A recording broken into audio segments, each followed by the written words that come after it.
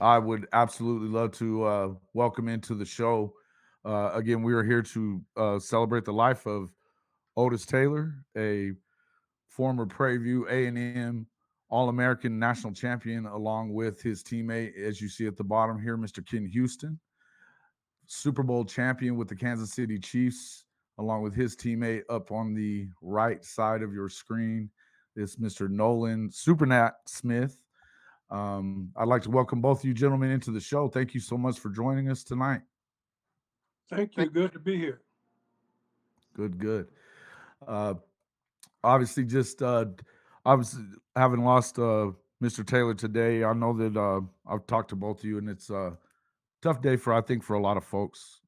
As far as I, I got into the campaign about a year ago now is when I started this campaign to try to help him get into the Hall of Fame. And I've gotten an interview with Mr. Houston. In fact, we spent a couple of days together, Mr. Houston, didn't we? I messed up the first one, so we had to do it again. So we got to spend some time together. But I got to tell you that I've learned so much about him and about his career that it's just this touched me in a way that I don't didn't realize that it could. You know, as far I've been a sports writer for a long time, content creator for a long time, and I don't get too wound up about athletes very often, but um, Otis Taylor was something special. So If and just starting with Mr. Smith, I know you were a teammate with him when he was at his best there in Kansas City, and just what was it like to be on the field with him and to see some of the things that you saw him do um, on the football field? Well, Otis was an amazing guy, very talented, and being a teammate of his, we saw Otis do things even in practice that uh, you just couldn't imagine. I know a lot of fans get to see Otis the day of the football game, but when you with Right. this guy 7 days a week, other than the day that you have off in football, I mean, he was just a pleasure to be around. You knew when uh, Lynn dropped back to throw a pass, if he put it Otis' way, He Otis was would gonna get go get it.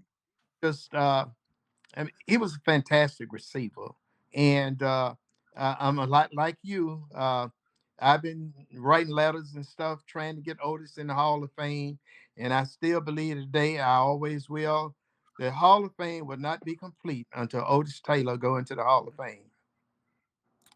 I would agree with that, and I gotta say I wasn't born until a year after he stopped playing, so I didn't know who he was growing up. I grew up as a Jerry Rice fan. I mean, of being a 49er fan, and when I got approached about this about the campaign, it was something that we went back and started looking at his film, and I had some of my other friends and stuff that looking at it, and we're just like, who in the world is this guy? I mean, he just did things that it, he was a it seemed like he was kind of ahead of his time, and the more that you see from people, and then having talked to you, Mr. Houston, um, I think one of the things that struck me the most, and that's where I wanted to kind of head to it with you, is you were the first person, but definitely not the last person that I talked to that when I asked you to compare him to somebody, you weren't comparing him to players from today or players from any time, except for you said to me he was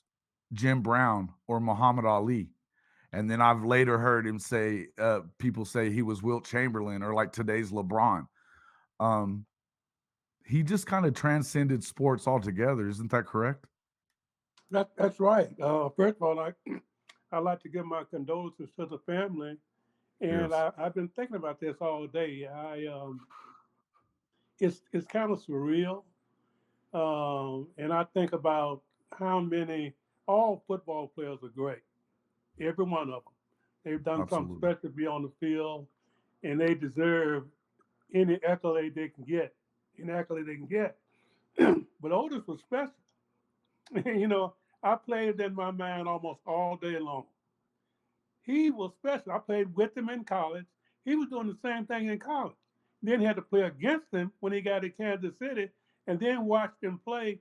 And I still talk to Emmett Thomas, and those guys. And there've been a lot of great players, including Supernet.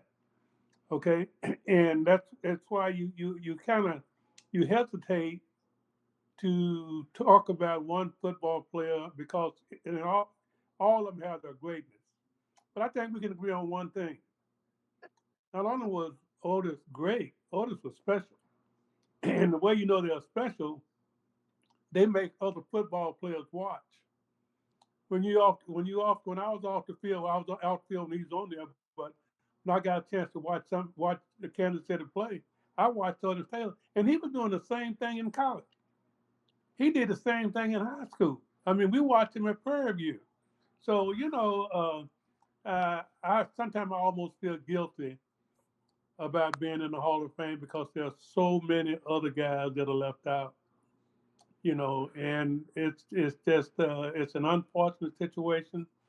He is in the Hall of Fame because the small black college Hall of Fame Absolutely. they have a room in Canton, and Otis is in that room. So like Okay. I would love one day to see him be where all other football players are in it. Name me one player who wasn't great in his own right. I got to say that Oh, first. And then you get yeah, guys who stood out in their greatness where they were noticed by, to me, other football players. And Otis was one that was noticed by everyone. And I still say the same thing. And I'm like Nolan. Like I watched the game today, and I don't jump nobody in front of Otis. He was that good. You know, and it's funny that you say that. And thank you for Hawaiian Ice for saying this. You said that he was one of the greats and will never be forgotten as long as we have videos, pictures, and we have him in our memories. There will never be anyone like him. He is a true great, and you are absolutely correct in that. Hank, thank you for coming in as well. He definitely needs to be in the Hall of Fame. I think that that's one of the things that, and another thing that you had told me and Kerwin when we spoke that kind of sticks with me, and I think about it all the time, is that you said, we're still talking about this man. He hadn't played football in 50 years, and we're still talking about him like he's running up and down the field today. And you only do that with the all-time greats. And so that was something that kind of really stuck with me. And I just that in the Muhammad Ali, you were just talking about how you could tell there was a difference in those guys, and it was just yeah, I tell you, it's just one of those. It's a tough deal for us to sit back and think because I know looking at it, and as I said, even having friends and stuff like that, and I couldn't tell you that I think that. I mean, I believe that Jerry Rice did everything yeah, I mean, he earned his status as the GOAT if they, or the greatest, right? But I think that if you switched places with him, I don't imagine that Otis would have done anything differently. It just he's body he was that first. I remember talking to my father-in-law, and he had said one day, I said, "Do you remember Otis Taylor?" And he goes, "Do I remember him?" He goes, "That guy was like the first prototype receiver." He goes, "And I don't think I ever saw him go out of bounds either." He goes, "I love that guy." He goes, "How's he doing?" And I was like, "Well, he's still not in the Hall of Fame." And he goes, "I thought he was in the Hall of Fame years ago, you know?" And so it was something that just kind of sticks with me because anytime I would talk to anybody about it, eh, people all remembered him and they all thought of him as just unbelievable. And digging and I mean being a sports writer, and I love digging in stats and looking at old game film and doing stuff. I mean, I remember little things about sports. It's kind of weird. It doesn't really help me in any other part of my life, but I can remember sports stuff. Uh, and so that's probably why I do what I do. But that being said, it just I know that having spoke with you guys, I love hearing this stuff of like, can you give us a story, Nolan, of something that you remember from a game or something like that that just sticks out to you? Well, first of all, let me say this, and let's get back to the Hall of Fame for instance. Sure. Name any player. Can anybody name a player that was more instrumental in the NFL merger with the AFL than Otis Taylor? And going back to my days in Kansas City, and we, to my knowledge, was the first team where blacks outnumbered the whites on the active roster. And 40 years later, I would run into people and they could name all 24 starters, offense and defense on our team. That's something hard to do after a couple of years now in the NFL. And I think that was one of the things that made most AFL and NFL teams so great was that you didn't have a lot of trading. Most of the guys played their career with one specific team. You could just name them. But as far as a guy like Otis, you also have to understand that teams back then we passed, but we also had a combination of running, and so we had a good mix. Now some teams pass for might throw 60 passes a game, where back in the day we might play 25 or 30 for a game because we had such a mixture. But when you called on Otis Taylor and those type receivers to catch a pass, throw a pass to him, it was very exciting. Guys like Lance Allworth, you can name all those guys, but when it came to passing, the AFL is really I think that the NFL had no choice but to merge with the AFL because uh, from a black audience, uh, we had a great following, and most of the NFL, well, the American Football League players at that particular time played a big part in the owners having to realize the AFL they had to reckon with, and so they end up merging. It was something that I was going to ask you about too, because I noticed that when I started going through some of it, we were looking at, a lot of you guys as teammates there, both in Houston and in Kansas City. It seemed like they would be drafted in a higher round or something in the NFL. For instance, like Bobby Bell, he was drafted in like I think the eighth or ninth or 10th round or something like that. It was way late. But he had been drafted by Minnesota, which is where he had went to college, was in Minnesota. So he thought he was going across town. He ended up taking, the deal from Kansas City. And then you have the same thing with Garrett from USC, had won the Heisman Trophy right there in California, and the Rams picked him in the second round. And so the Chiefs didn't pick him until like the 20th round, and he went.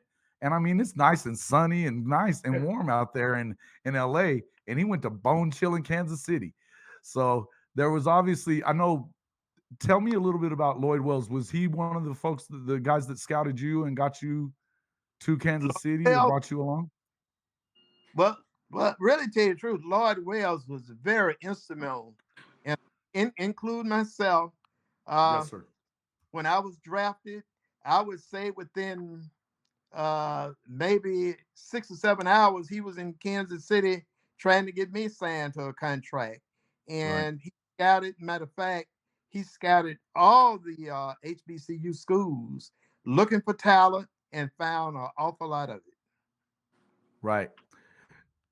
And that was something that we kept hearing that nobody else was even trying to scout at the HBCUs. And at that point, no, it's like I think you were telling us, Mr. Houston, that you weren't going to be playing at Texas or Texas A&M or somewhere like that, and unless you were going to go way, way, way away from home, the HBCUs was the place to go, but the NFL wasn't scouting there. So if I guess did you feel like that was the AFL were going to be the guys that you want? I mean, did you feel more comfortable there? What was it that made so many of you guys sign with your AFL teams rather than NFL? Because very few did that. Well, if I can chime in just a little bit, Please. uh, that's the only somebody we had to sign with, the Right. AFL.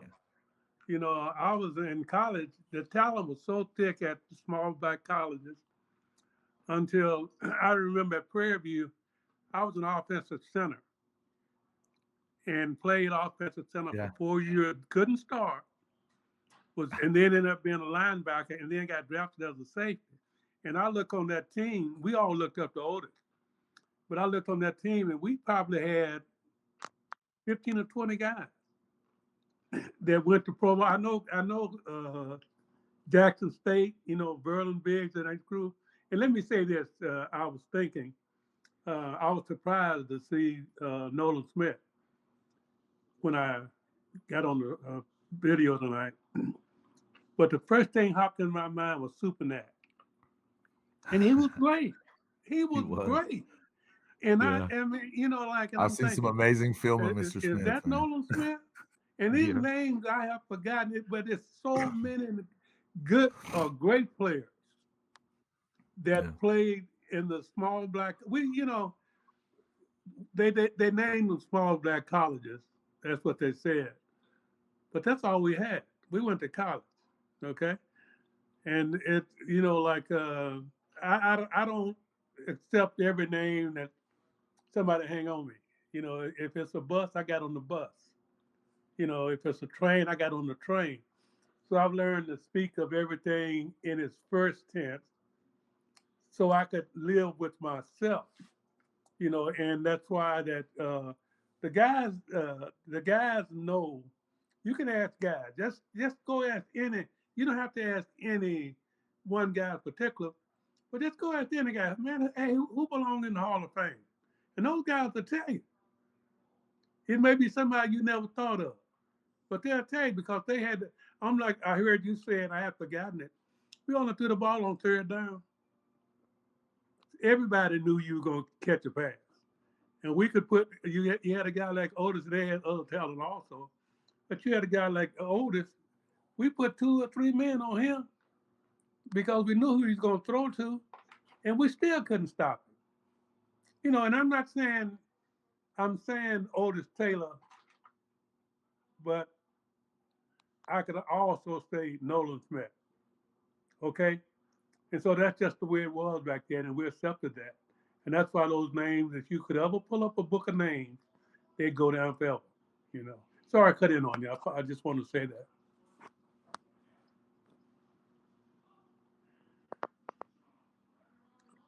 That question was for you, so that's okay. No, don't. You didn't cut in. Thank you so much for that. And honestly, it's funny because again, I'd rather just have you guys talk more than anything here. So I'll ask a couple questions and let y'all go. But um, being a defensive back and having to deal with him, I mean, when I was in Houston, right before they had cut down to the finalists, I talked to Zeke Moore, who was one of your teammates as well, right? Zeke And Moore? he was, yes, yes, sir. Yeah, yeah.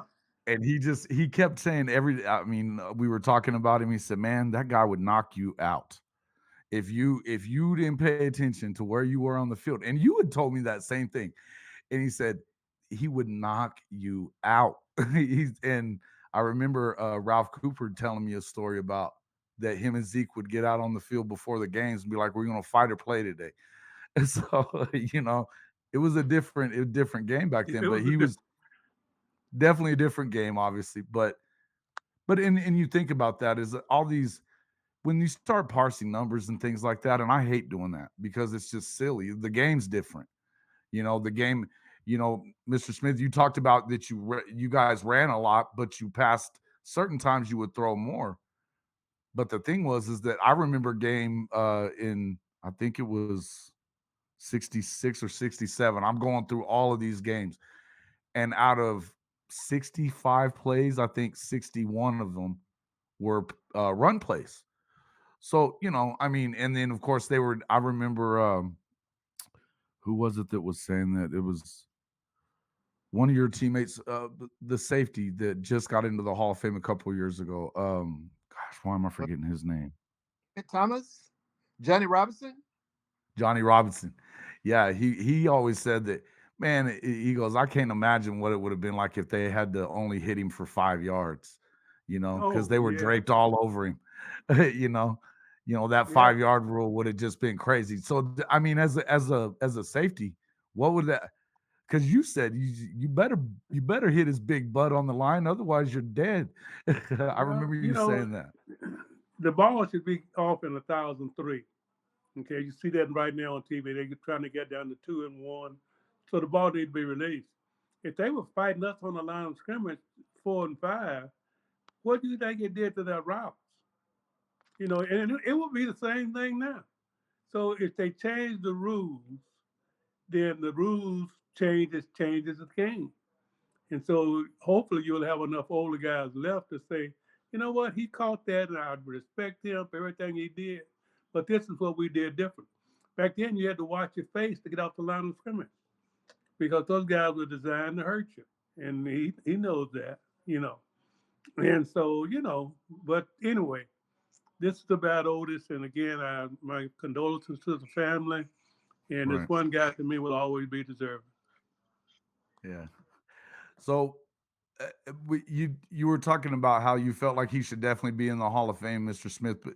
But do you have a certain game that stands out in your head, or something, a play that he made, or I mean, were you there whenever he in the Raider game when he hit the big guy that cheap shot at Lynn Dawson? Were you in there? But I had At just that? left. I think that was Ben Davison. Ben Davidson, yes, Oh, yes, really tell you the truth, it was a lot. It was a lot of those situations. I can tell you that. yeah. I've And heard that before. that was the thing about our team is that we was very protective uh, toward each other. We did Sure. not allow other teams to come in and take cheap shots. That was a no. And one thing about me, with me being the smallest player in the league at that particular time, I got a lot of protection. Trust me. And they always had my back. And Yeah. so, I mean, it was like they was my big brothers, and they really looked out Right. for me. That was from Otis all the way down, and that's what we did for everybody. And a lot of people doesn't realize it. Here again, we're really talking about Otis, but we're talking about the trendsetter set that the AFL did. Is the Mhm. fact, just take for instance myself, a lot of people don't realize, but I was the first player drafted solely as a punt and kick return specialist in the NFL. Right.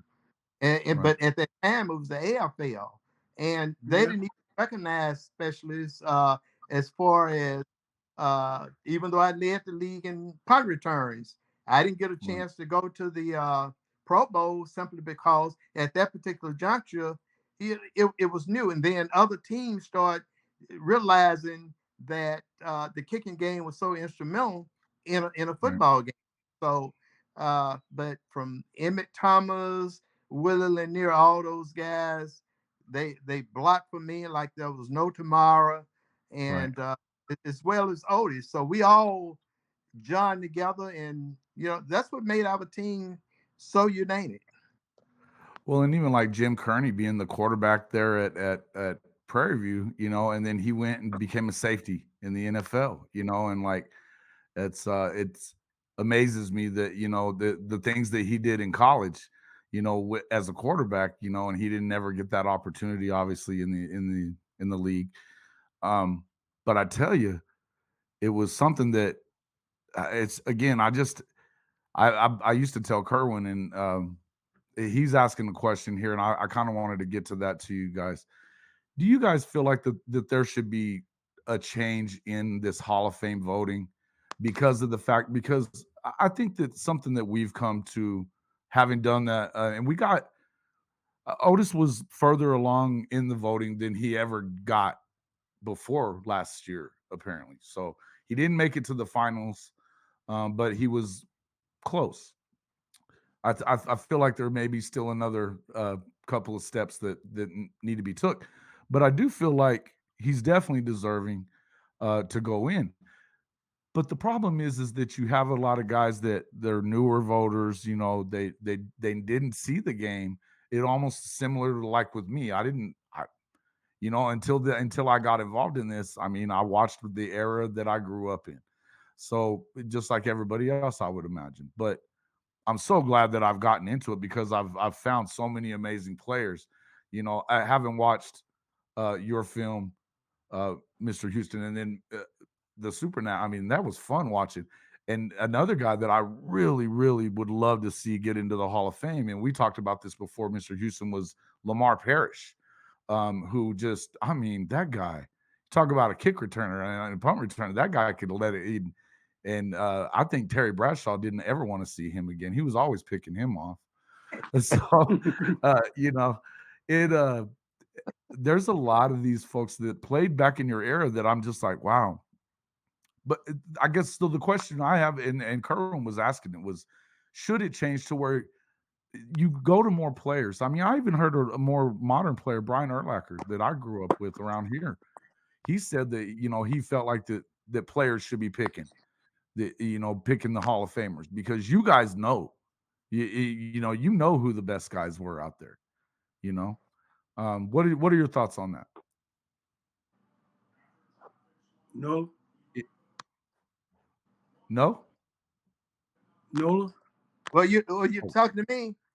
Oh, Yeah. either one of you guys, just jump in, jump in. definitely. I definitely think there's something wrong with the voting situation simply because uh, seem like most of the people that's voted in, we have some guys that's going into the hall awful quick, and I'm not taking anything away from them, but when you look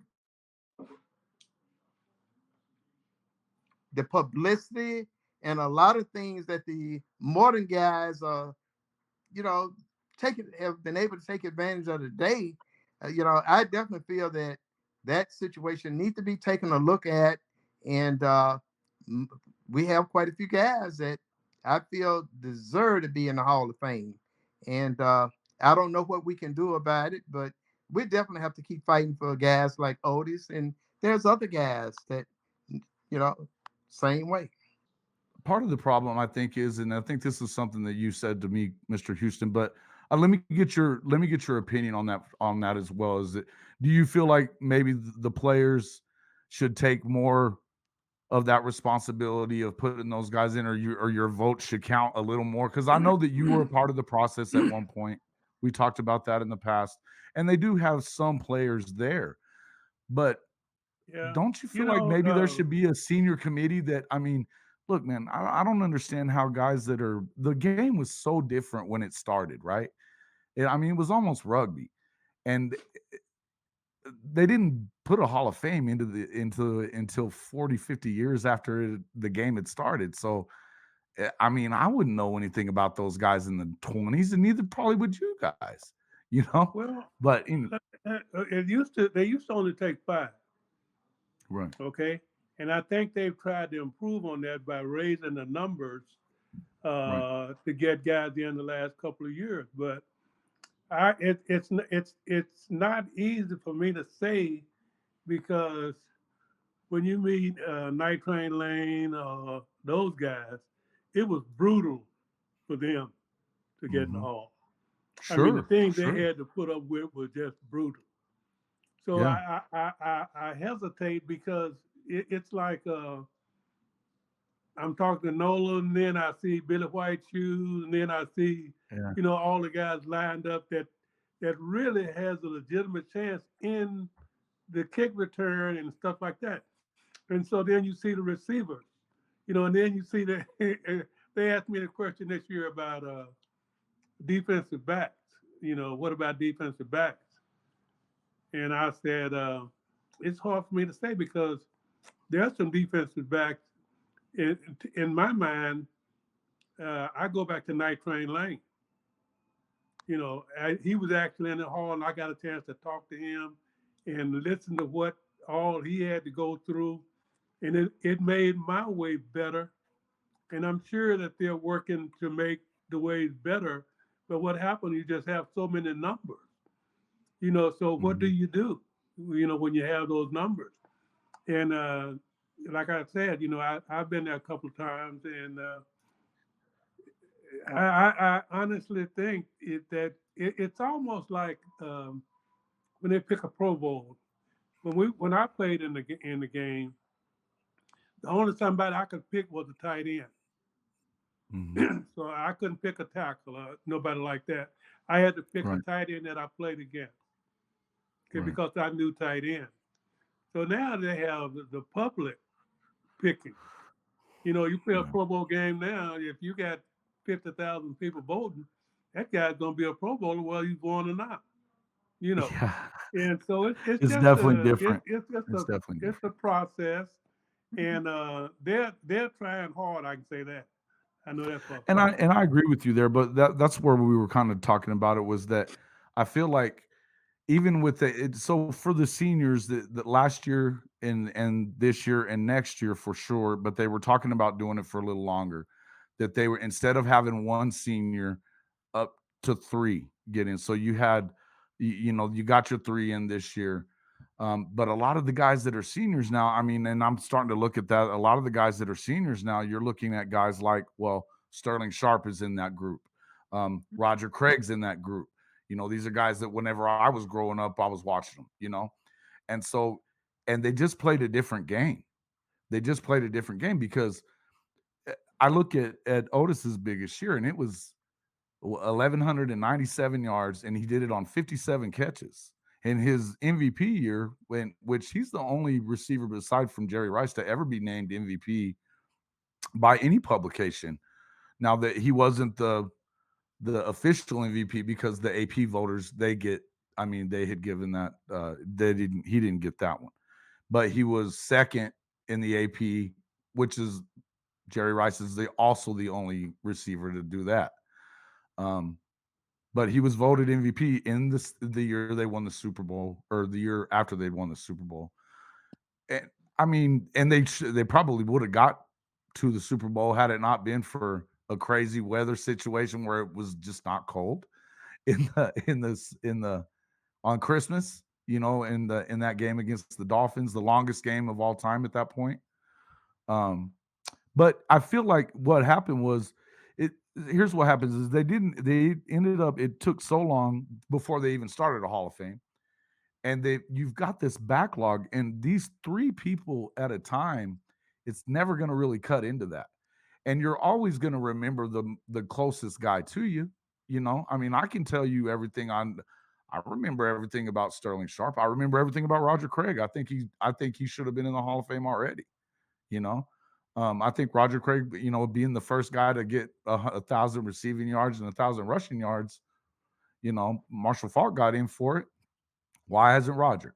But now that he's a senior, do I feel like he deserves it more than some of these guys that have been there all this time? No. And why are we comparing? Just like Kerwin's saying right here, what do we look? Why are we comparing him to Jerry Rice?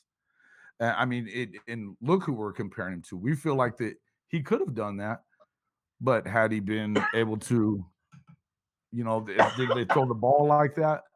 No.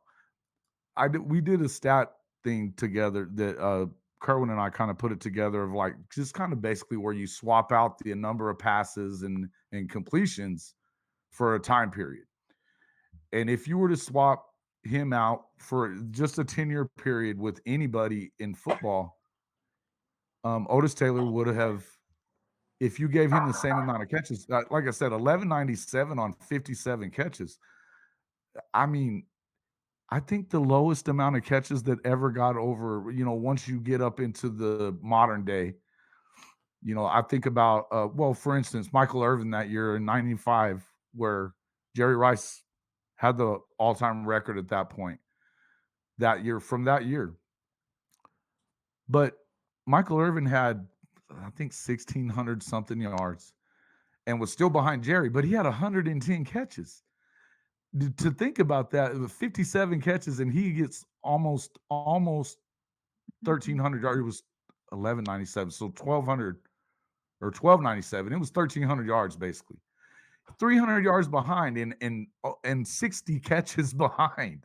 That just tells you the difference in the game. And again, they didn't have an illegal contact rule when he played. That didn't come into effect until after he was gone. You know, so it's just, to me, I just feel like the problem is not because those guys are never going to see that. I don't see how any of these modern sports writers are ever going to see what they need to see. I mean, so why not take it out? The senior voting should be, to me, and this is something we've talked about. I feel like the senior voting should be left to you guys that played, because you can tell them who was the best, and I talked to Woody Campbell when I was down there, and I've talked to Zeke. I've not talked to a single player that played professional football since I started on all of this that didn't say you're out of your mind if you don't think he's a Hall of Famer. It's and again, I go back to what you said, Mr. Houston. You just kept saying we wouldn't be talking. I mean, we're talking about him right now like he's still running up and down the field, and you only do that with the all-time greats.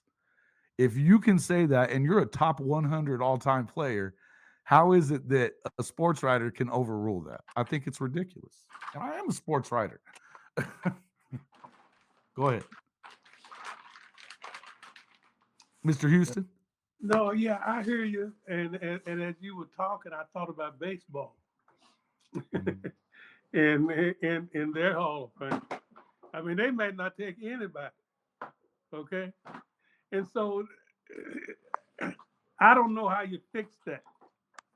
I don't know how you fix it. I know that the NFL is trying to when they added all the guys last year and year before and stuff like that. So at least somebody has recognized that a lot more guys deserve uh, to be in there. But it's like, what do you do? Poll the player? I'm sitting up here looking at Noland, and I'm wondering, well, who would he pick? you know. And so that's a very that's a question right now that has no answer. Yeah, I just don't see it. I don't see it happening unless you can Well, take 100 a year, and I don't see that happening. mhm. Um, I don't know. I mean, that's something Nolan, you what do guys you have think to about figure that? out.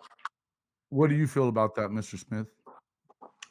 Well, you know, as Ken mentioned earlier, for a long time the NFL only brought a few guys into the Hall of Fame, yeah, and yeah. so uh, with that, they was a lot of good players. The older players was falling further and further behind, and now you Yep. have this modern passing.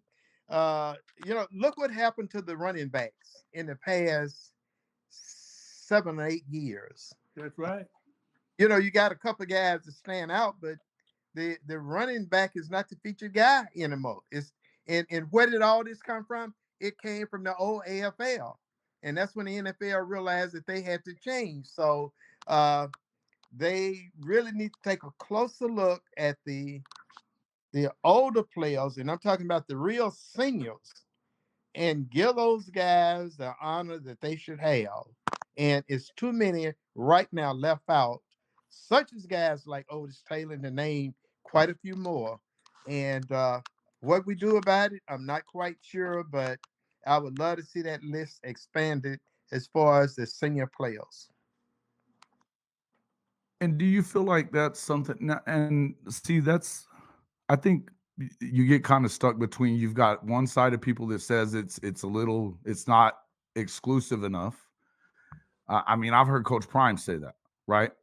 And then I've heard guys say, and especially for the thing is I feel like there should be more in from you guys' generation because of the fact that modern football came from what you guys did.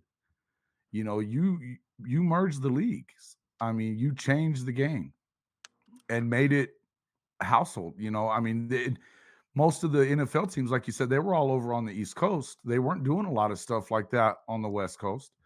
Um, and then in particular, I mean, you just didn't have well, I mean, Lamar Hunt was trying to buy an NFL team for years before he was able to buy the Chiefs. But he couldn't. They kept turning him down. You know, but and I always felt like it was funny that they would always, you have this inferiority narrative about, that the AFL was inferior to the NFL when I mean, I know the Packers won the first two. I get it. But how many championships had they won in the NFL coming into the merger time, right? I mean, a bunch, right? They were kicking everybody's butt at that point.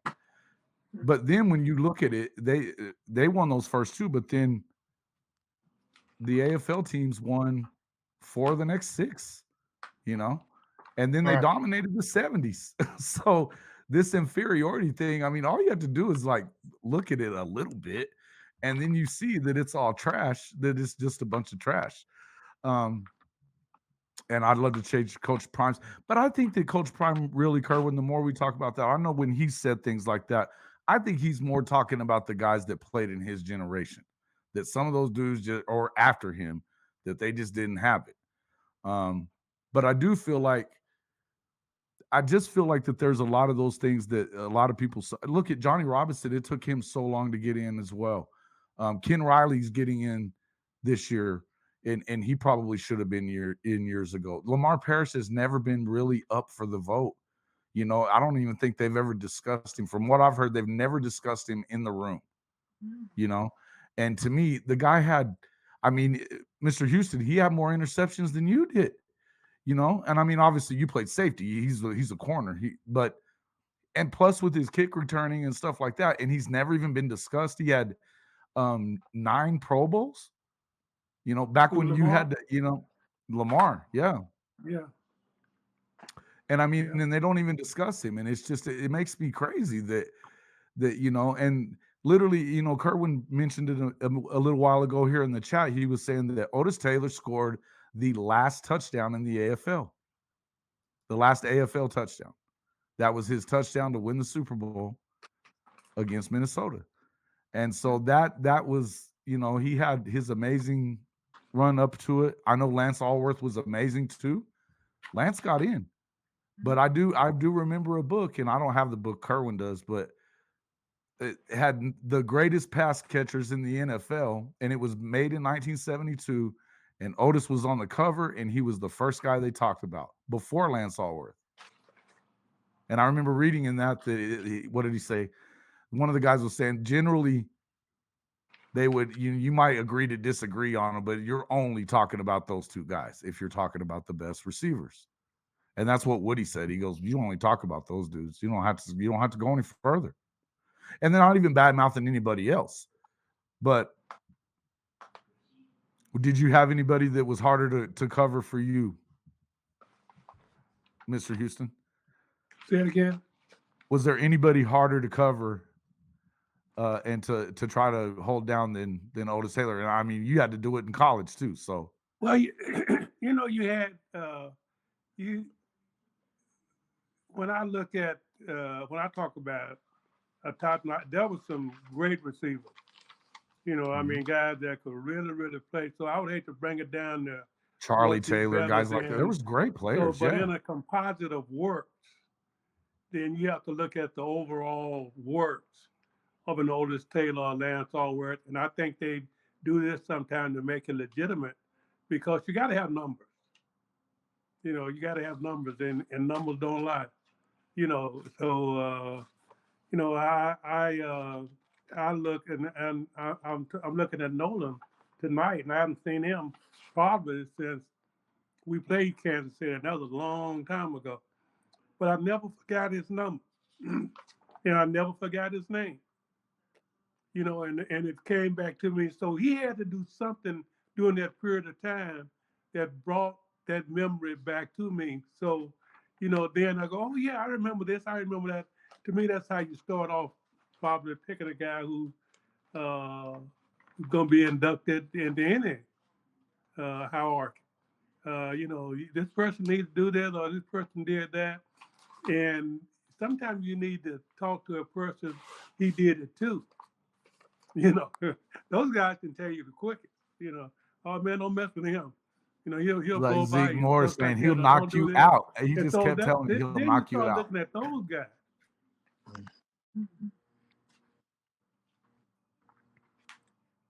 No, No, I I'm was just just saying, saying. yeah, it's just like whenever Zeke Moore would say, he kept telling me that when I had him on the phone that time, he goes, he would say something else about him, and he would knock you out.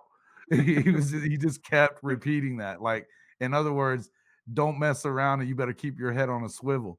And I laughed so much in that interview. I had such a good time with him. He was hilarious. But he was like the man was big, he was fast, and he would knock you out. And so it was just like it was so hilarious. I had a great time with Zeke on the you, phone. you, you know, you know, I think this is where to start. Uh, go to Kansas City, go to Houston, go to those guys. Say, hey man, who do you think? Who do you think? And you get a composite of what they think, and then you start looking at these guys because players not gonna lie.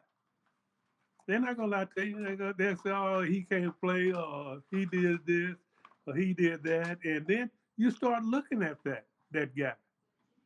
And so, in case we're talking about the Otis tonight, I don't know if you could go to anybody anywhere that played in the league and they say Otis doesn't deserve to be there. And that's how that would be my first step. And we had such a big following. I know over the years I've played golf tournaments around the country. And I remember one day we was on the bus going to the golf tournament, golf course at least. And Ken Griffith Sr. was on the bus.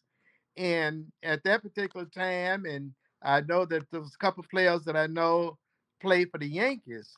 And during that time, the end of baseball season kind of coincided with the beginning Yeah. of football season. And those guys, I mean, I ran into guys that would love when they would come into Kansas City for their baseball games, they would always try and come to see the Chiefs while we was in town. I didn't even know that, and I know he was telling me how much they enjoyed trying to catch some of our games, even though they was in town to play the Royals. So we have a big following, even in other sports, basketball, Yeah, baseball. Oh, yeah. Let me tell When you you one talk thing about to that, help they you, said Otis. he could have played college. He could have played pro basketball too. He was on the national championship basketball team at Prairie View also. Who, Nolan? No, Otis. Oh yeah, Otis would lead the field during football season when football season's over with, and he gonna start with the basketball team. Mm-hmm. I mean, he was just that good. But speaking of Otis, I mean, speaking of Zeke, his name keep coming up. Kansas City and Houston used to sit on the same side of the field. Remember that? Both benches were on the same side. Anyway, Really? we played. Buck was getting on somebody, and we were going off the field, and Kansas City was coming on the field. The defense, our defense was going off. Their defense was coming on, and Zeke ran by and stomped his foot, and, and Buck would take about 4 or 5 steps, and he'd have to. It was hurting him so bad he had to reach down and. But to me that was early day stuff, and we had a lot of fun playing ball. We Oh enjoyed man. games. The game was different. Yes, sir. And we had most of us had played against each other in college. It was just a carryover of what was going on in college. So Can't we see had you some there, good times. Mr. Houston. Yeah. Pull that camera down a little bit, or pull your phone down just a little bit. Oh, There you go. that's There you go. Yeah, I what was happens when missing you you. get old. That's all right. We just got the top of your head there for a yeah. second, so. I was duck, I was ducking from somebody kicking at me. No, I love stories like that though. That's awesome. And that's what I was saying. What were some of your favorite moments, that of obviously it's such a successful team, and that I mean that's an awesome story about hearing the Yankees and the guys from King Griffey Sr. I mean, wow. Because you guys probably were you the same way. You would like to go watch those guys, and you. Well, I know you guys have always talked about being around Muhammad Ali and stuff like that. And I guess him and Otis were pretty tight, right? Right. Kansas City, I can't. We couldn't measure up to Kansas City because they had talent all over the place. They probably would go down as one of the best teams ever assembled. I mean, they were just. I mean, they were a monstrous team to look at. Mhm. I mean, they had Buck Well, top Buchanan, to they had bottom, the Ernie two of man, they Ladd, were unbelievable. they Yeah. had Willie Lanier. They had Bobby Bell who was a monster all by himself. And you had to watch them play. That's why everybody can tell you what they did, or they knew the name like I knew the name tonight the minute I heard it. You forget it until it's brought back to you. So it was good. It was good. Yeah. Hey, well, listen, I'm not gonna hold you guys up. I'm an old man now, so I got to We've go been going dream for a about little the while next anyway, team. so I appreciate you so much for coming on, Mr. Houston. Again, folks, this is Ken Houston. He is one of the top 100 all-time NFL football players, played safety. Um, this is I have so much enjoyed getting to speak to you on the occasions that we have, and I appreciate you coming on and again to just kind of share your memories of Otis Taylor and we'll be talking again. We'll be talking again. But thank you Yeah, so much. let me tell you about that 100 all-time team. I've never thought that I was going to be anything other than Ken Houston that went to Prairie View. So when I was inducted into the Hall of Fame, the rover, what was that at the ship that exploded the day I got Oh, the inducted? Challenger or the The yeah the Challenger. challenge, the challenge, and so exploded. And so when I got to the 100 year all time team, uh, I was just as out of place as, because I'm thinking, me? That's what I said. They called and told me, me. And it's because it's so many guys, so many guys. So I will say this to all the guys that didn't make it. I thought you could have. So enjoy yourself. And I'm gone. You guys have a good one. Okay. Take care, Nola. I gotta get my wife getting off Thank you, here, and Mr. then we'll get off this thing. Get on. Yeah, yeah. When she says it's time to go. Thank you so Yeah. much for joining us. All Okay, right. guys. All right. Bye Okay. bye. All right, Ken. Good seeing you. Oh man, I've enjoyed that. I've enjoyed getting to talk to him. I got to talk to him once before, and actually, it was right when we started doing the content creation and stuff and we had a different software. And I tell you, Kerwin and I sat with him for an hour and a half, 2 hours, something like that, and then realized that we never hit the record button. So we called the next day, just like, oh, I don't know what to say here. And he was so gracious and came right back on, said the same stuff again. We had a good time. So we spent 2 days with him, and it was awesome. So it was just one of those things. But I tell you, thank you, Sean. I appreciate that. Guys, thank you so much. This I tell you what, he is a very humble man, isn't he? He always says that all these other guys should be in, but I've never heard anyone say that there was anyone better at safety than Ken Houston. He's You know, great. Great. Definitely so. and the video of him, I mean, you talk about when he got an interception, it was like he was shot out of a cannon, gone. He could have played offense, right? Exactly. Unbelievable. Yeah. And And that's that's the thing about a lot of these players. I mean, they was great athletes. They wasn't just football players. They could play baseball, basketball, because during the all season we had a basketball team there that we would fly to if we had to drive over 100 miles. We had a friend that had his own airplane, about a 14 passenger, and he would fly us to Wichita, St. Louis, to play games, and we had a heck of a fun. But that's what we did. That was one yeah, of the things we did during the off season. And you would be surprised, guys like Otis, Buck yeah. Buchanan, even guys like Dave Hill, guys that look. I'm talking about big linemen could Even really. Buddy, yeah, yeah, Buddy and those guys do the same. I saw a bunch of those pictures of those guys playing basketball and stuff, and I'm like, okay, cool. And I knew about Otis playing basketball because of Prairie View, Right, but I mean, you guys go out and you guys just were athletes. That's all it was. You just go out and it's like I said, you got Jim Kearney goes from quarterback. Yeah, I'll go play safety. It's all right. right. You guys were something else, man. Great athletes, great athletes. And for you, I mean, being as small as you were, because I was looking through some of your stuff earlier. And you were the smallest guy to ever play at that point. So Right. I mean, that tells you a lot about your athleticism, sir. I mean, they always, I think about when they talk about like Allen Iverson. Is he pound for pound, he might be the best basketball player ever. If he was, 6'6", nobody would have been able to stop him. So it's pretty wild. It's pretty wild.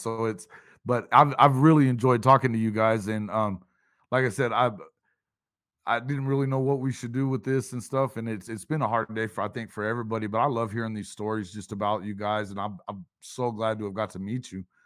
Is there anything else you wanted to kind of talk about before we closed it up here? Well, I was just I appreciate what you're doing, and we're not gonna give up on trying to get Otis into the No, Hall of sir. Fame.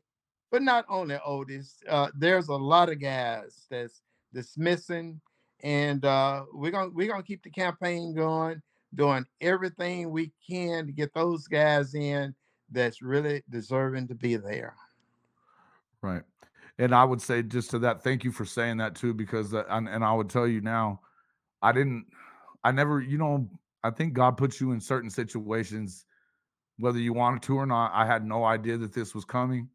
And in fact, I found out about it from, Kerwin has been in this with me, but I found I got asked to do a website, and they were like, "Oh, you were a sports writer? Well, yeah. Well, why don't we? You want to try to do this?" And so it just turned into this. And so God puts stuff in front of you, whether you expect it or not. And now I feel like it's my mission is to help get him in.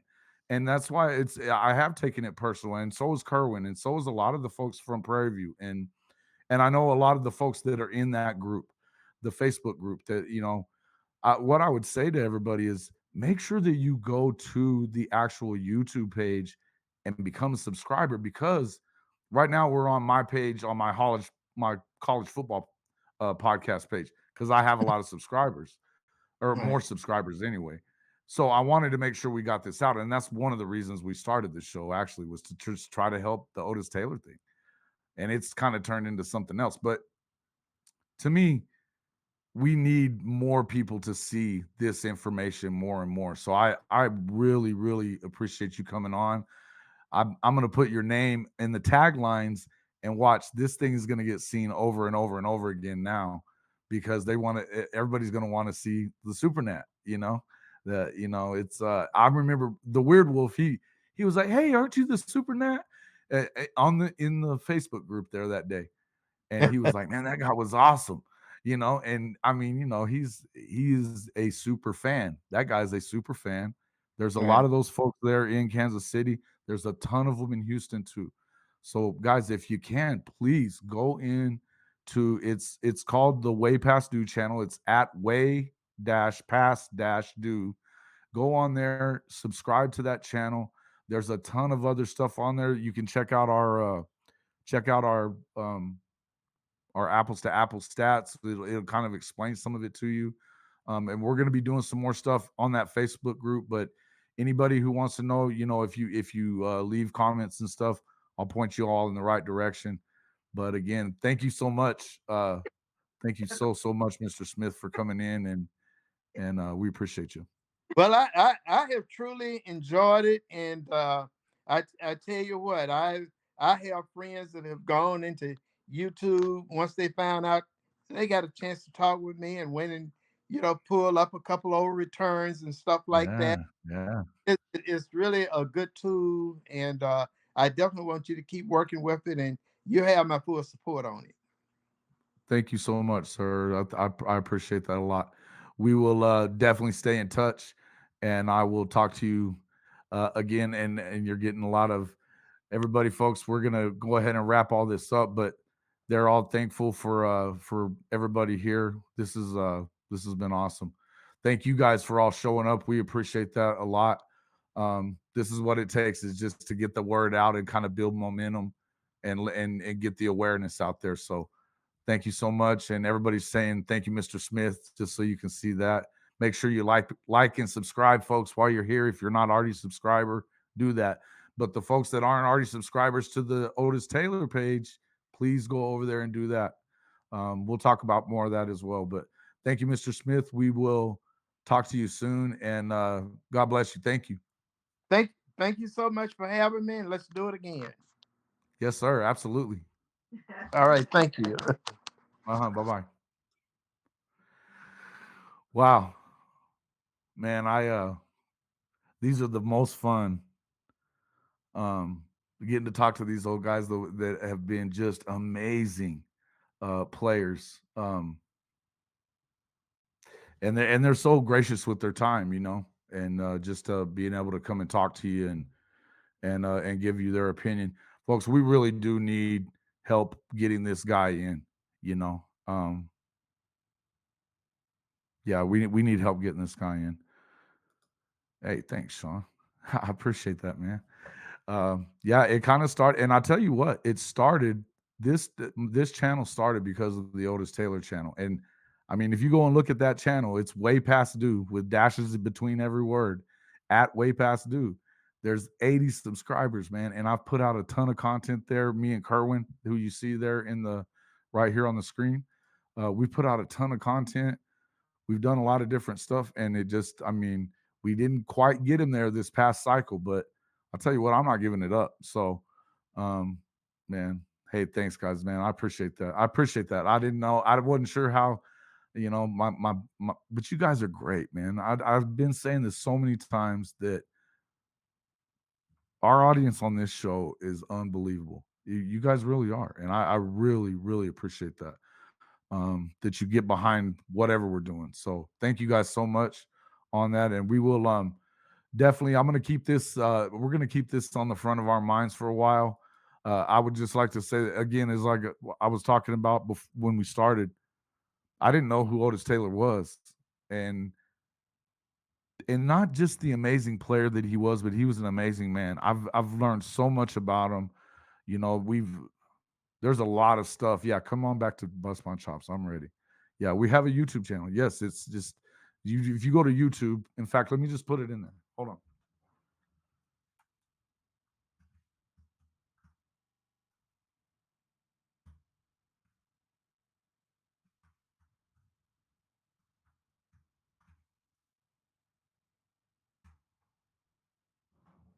There it is. Okay. So yeah, this it and it'll tell you right there whenever you go to that channel. There's a little explainer video that pops up. So you guys check that out. Hit the subscriber button. Share it with people. I think you'll see some things on those videos in there that'll blow you away. So yeah, we'll be doing another live on Tuesday. Um, Tuesday for sure. Definitely we'll have the coach back in here, and we're gonna get back into some college stuff. We probably will talk a little bit about this as well. I am supposed to be on a show for a radio show for Otis Taylor, so I'll let you know for sure what time. Generally, we go at 8:30 Eastern. So and it may be a little earlier that I go on that one. So I think it shouldn't change anything. But we'll definitely be back over here to see you on Tuesday. Yeah, yeah, you're right. You're right, Hank. It honestly, uh, if you look at the numbers, and this is the simplest thing that I can put it. And that one, if you go look at the one it's for the apples to apples. If you see that video, and I'm not saying that he would have done exactly the same, but it's all about opportunity. And the game is so much different. And if you just think about those things, the fact that I mean his 1,000 yard seasons for receivers was, unless you were Lance Allworth, they didn't happen very much. He did it twice. You've got guys like, well, Lynn Swan got into the Hall of Fame. He never had 900 yards in a season. Never. Okay. Um, so, it's one of those deals. There's and he, both of his 1,000 yard seasons, he had a 1,297 and 1110 or something like that. And both of them were on 57 catches. It's unheard of. It's just unheard of. So just think about that kind of stuff, and this is why we need to be pushing these guys that are in charge of the Hall of Fame, that hey, start judging it on its own merit instead of judging him against guys like Sterling Sharp. They were throwing the crap out of the ball. you know I mean, Sterling Sharp did in 7 years what it took 11 for Otis to do. So anyway, yeah, it is on par with Randy. I mean, it's literally the only two guys that would have had a better percentage based on. I think it's just Randy and Jerry Rice, and it's by like point 0.2, point 0.3. We're not talking about huge amounts of difference, man. You stick him in the think about him in the greatest show on turf. You know what I mean? They had 3,000 yard receivers that those years. You think about that. Think about Otis Taylor on the greatest show on turf. The lowest guy on the totem pole that got 1,000 yards had 80 catches. If he'd have ever got 80 catches, he'd have had over 2,000 yards, no doubt. So check it out, guys. I'm gonna get out of here, but thank you so much, guys, for coming in, and we'll definitely see you on Tuesday. And may Otis rest in peace, and praying for the family as well. Thank you.